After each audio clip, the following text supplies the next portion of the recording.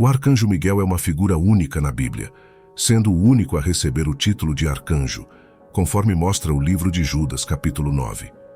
O termo arco serve para indicar alguém que é líder, fundamental, ou um anjo de grande poder.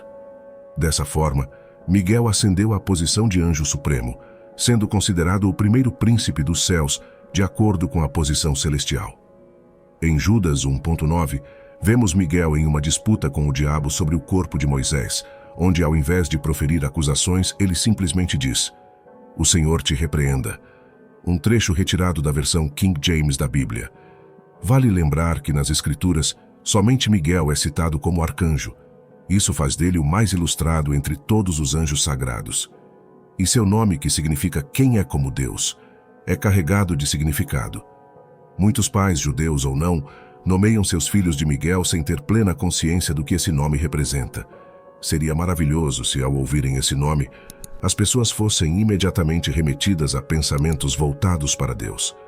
Interessante observar que, na Bíblia, vemos relatos de homens que, ao receberem visitas angelicais, expressaram o desejo de adorar esses seres celestiais, e não o Criador. Assim, é natural que o nome do arcanjo Miguel nos inspire a voltar nossos olhares para o Deus Todo-Poderoso. A Bíblia jamais se refere a um grupo de arcanjos, mencionando somente o arcanjo Miguel. No Antigo Testamento, ele é associado principalmente à nação de Israel, sendo chamado por Deus de príncipe de seu povo escolhido.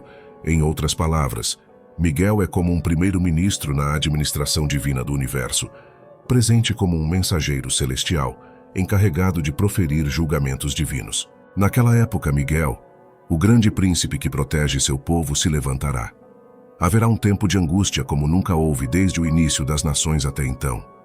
Mas naquele tempo, o seu povo, todos aqueles cujo nome está escrito no livro, serão libertados. Daniel 12:11. Miguel protege e defende o povo de Deus, não importa quem eles sejam. Além disso, em Daniel, ele é referido como Miguel, o seu príncipe. Mas primeiro, eu lhe direi o que está escrito no livro da verdade.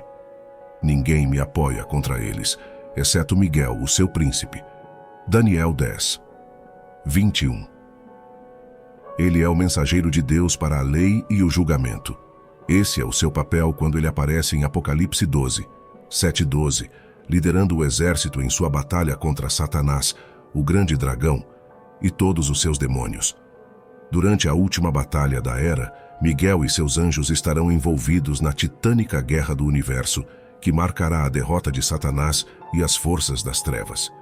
Em preparação para a luta, a Bíblia nos ensina que Miguel finalmente emergirá triunfante. O inferno tremerá, o céu se alegrará e celebrará. Esse Satanás, muitas vezes conhecido como o Diabo, já foi chamado de Lúcifer, o filho da manhã. Ele foi expulso do céu com seu exército rebelde e ainda está lutando hoje. Satanás pode parecer estar vencendo a guerra porque venceu várias batalhas decisivas, mas o resultado eventual é resultado. Ele será derrotado um dia e seus poderes serão tirados dele para sempre. As forças das trevas serão despedaçadas por Deus. Como esse conflito poderia ocorrer no universo perfeito de Deus? Muitas pessoas se perguntam. Isso é referido como o mistério da iniquidade pelo apóstolo Paulo, pois o mistério da iniquidade já opera. Apenas aquele que agora restringe continuará a fazê-lo até que seja removido. 2 Tessalonicenses 2:7. Embora não tenhamos recebido tanta informação quanto desejamos, sabemos de uma coisa: os anjos que caíram o fizeram porque se rebelaram contra Deus.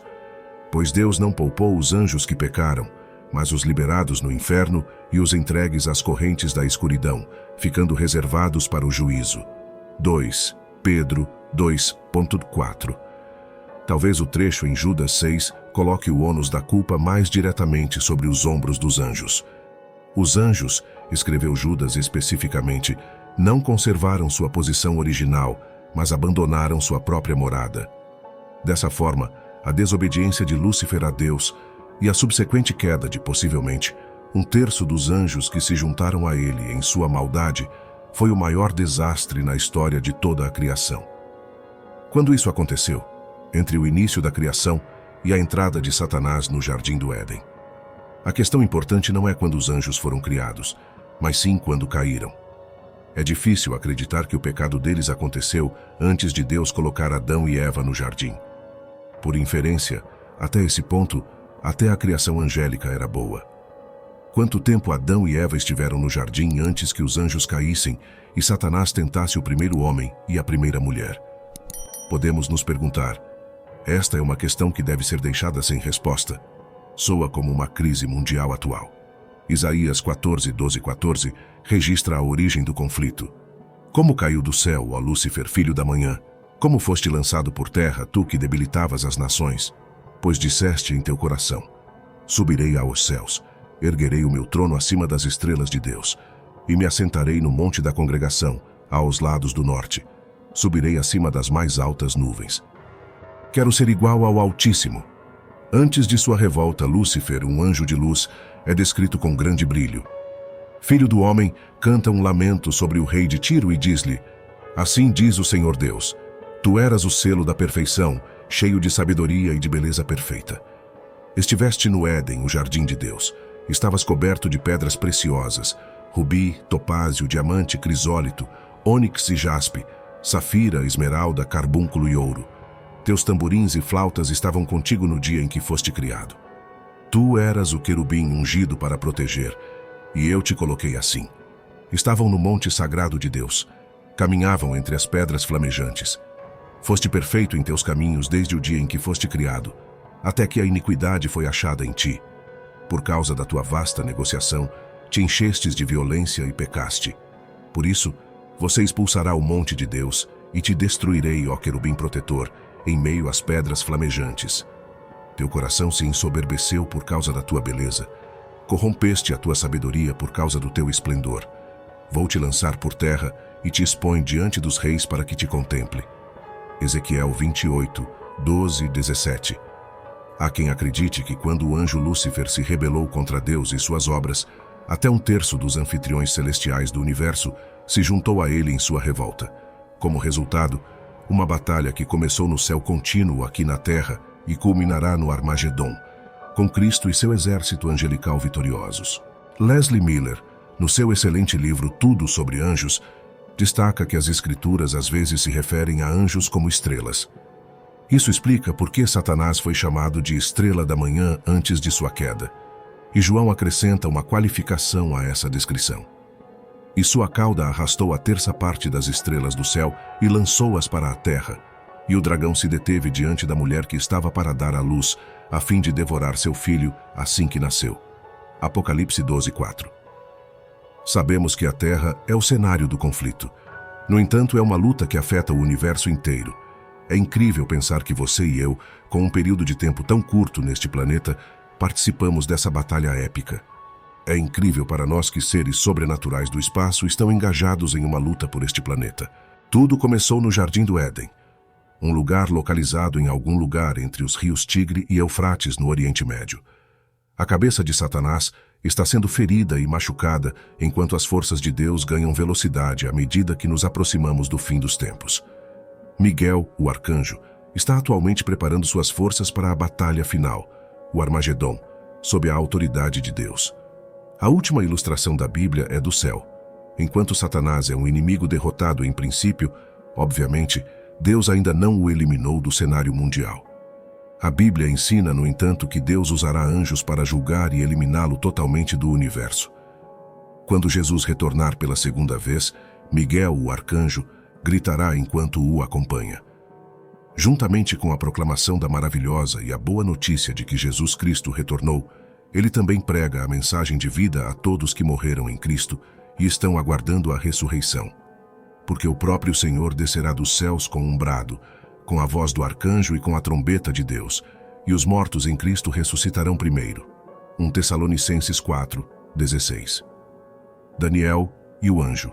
O profeta Daniel nos apresenta a Miguel. Parece que ele estava orando, e Deus tem inveja de uma resposta pela mão de um mensageiro que foi impedido em sua jornada até que testemunhou. Mas eis que Miguel, um dos príncipes principais, veio para me ajudar. Devido a essa experiência, é evidente que os atrasos não são negativos e que a vontade permissiva de Deus está envolvida em todos os aspectos da existência humana.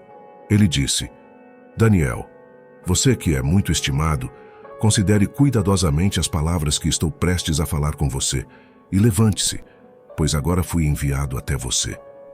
E quando ele disse isso a mim, eu me levantei tremendo.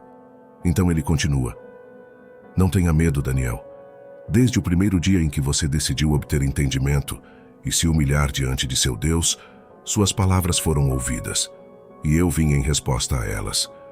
Mas o príncipe do reino persa resistiu a mim por 21 dias. Então Miguel, um dos chefes príncipes, veio me ajudar, porque eu estava detido lá com o rei da Pérsia. Agora, eu vim para explicar a você o que acontece com o seu povo no futuro, pois a visão se refere a um tempo ainda por vir. Daniel 10, 11 e 14. Além das referências do Antigo Testamento, também encontramos Miguel mencionado no Novo Testamento. No pequeno livro de Judas, o 9º versículo especificamente chama Miguel de arcanjo e relata sua batalha com Lúcifer pelo corpo de Moisés. Com a ajuda do Senhor, Miguel venceu. Essa não foi o único conflito entre Miguel e Lúcifer, pois João nos diz no livro do Apocalipse: E houve guerra no céu. Miguel e seus anjos lutaram contra o dragão, e o dragão atraiu e seus anjos, e não prevaleceram. Nem mais se achou lugar para eles no céu.